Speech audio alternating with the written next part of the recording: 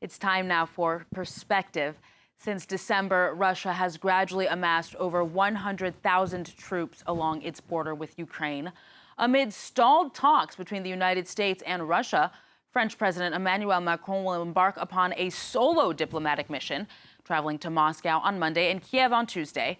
Well, for more on what to expect, Natia Seskuria joins me for today's Perspective segment. She is an Associate Fellow at the Royal United Services Institute for Defense and Security Studies, as well as a lecturer in Russian politics. Natia, thank you so much. Natia, thank you so much for joining us. Thank you for having me. So is there anything that Emmanuel Macron can say or do to dissuade Vladimir Putin from a possible invasion that hasn't already been tried or done in the past weeks? So as Russia is amassing over more than 130,000 troops and military hardware along Ukraine's borders, and diplomacy seems to be inefficient as of today, the threat of military offensive, I think, is very high. Despite this, and despite the threats that entire Europe is facing, I think despite round of diplomatic efforts, the negotiations continue. Yet the EU and NATO allies are still giving a chance to diplomacy to avert a war in Ukraine. Russia aims to take advantage of the EU's weaknesses, as well as the US's focus on Asia and particularly on China, in order to cement its sphere of influence and drive the West away from the post-Soviet region. I think we see increased proactive engagement from NATO allies, and we saw that the UK, US, Baltic states are committed to arming Ukraine.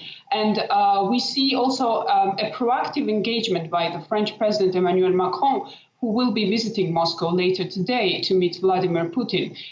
He wants to certainly demonstrate that Europe is an important player, and as a leader, he can reshape the European security order.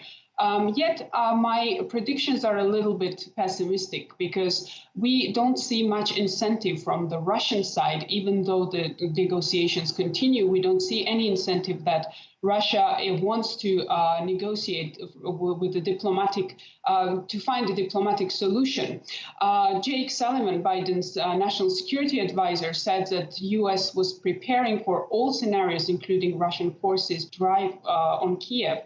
He mentioned that Russian invasion could happen at any moment. So the situation is very tough, and there is no room to abide to the Russian rules. Macron has numerously highlighted that if Russia invades, consequences would be very high. Yet at the same time, he's pushing for diplomacy by having spoken to Putin 4 times in the past few days.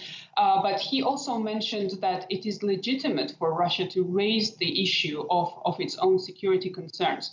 I think this is quite a problematic approach, since Russia is an aggressive actor that has taken away territories of its neighbors, while NATO is a defensive organization that does not intend to violate Russia's borders. So at the same time, I think it's also problematic that Macron is going to Moscow first, and on Tuesday he's due to visit to meet with President Zelensky. I think it would have been Natia, sorry to interrupt you. If I may, I just kind of wanted to touch on something that you mentioned in that response there.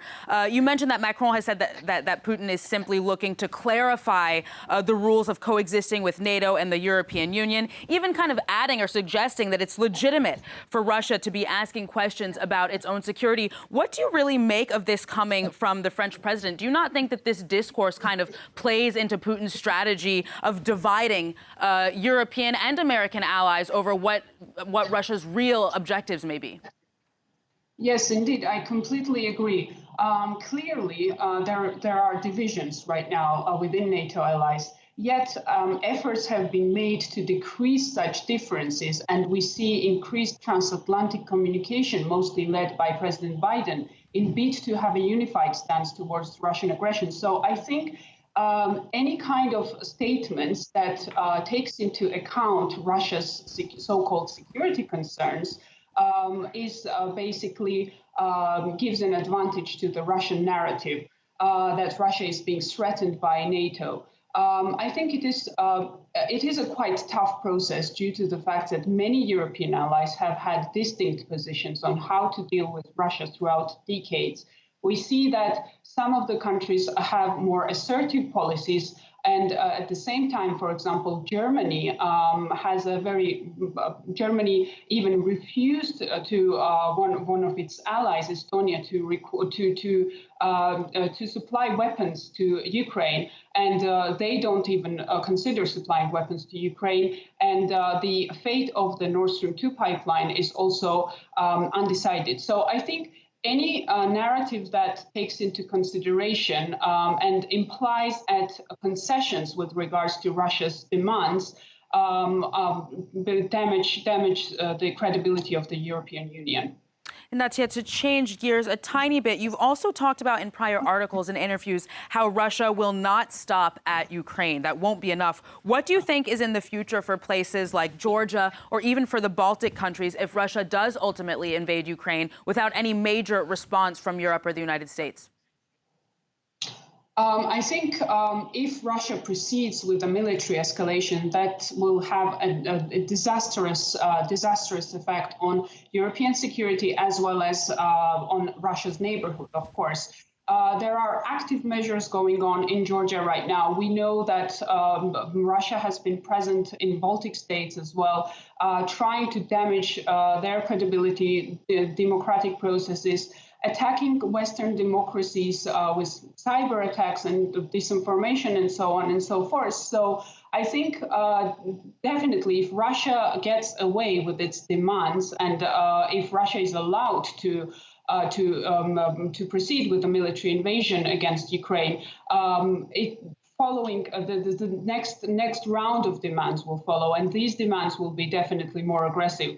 For almost 2 decades, Georgia and Ukraine have been seen as aspiring young democracies, followed the colored revolutions in 2003 and 2004, and this has disturbed Russia because any consolidation of Western-style democratic system within its neighborhood is seen by Russia as a direct threat to its national security, and as a potential incentive for these kind of tendencies to spread across the region.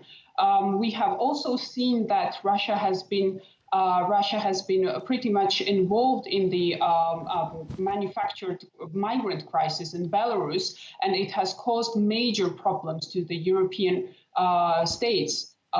So I think Russia will not stop at Ukraine, and to avoid further Russian aggression, the West needs to stay unified, and the West needs to of course, diplomacy. If diplomacy prevails, that's going to be a great achievement. But diplomacy should not prevail at the expense of the sovereign rights of the countries that want to join NATO and the European Union. All right, Natia, unfortunately, we have to leave it there. But thank you so much for those very detailed responses to all of those questions. Natia Seskuria, thank you for joining us on France 24. Thank you very much.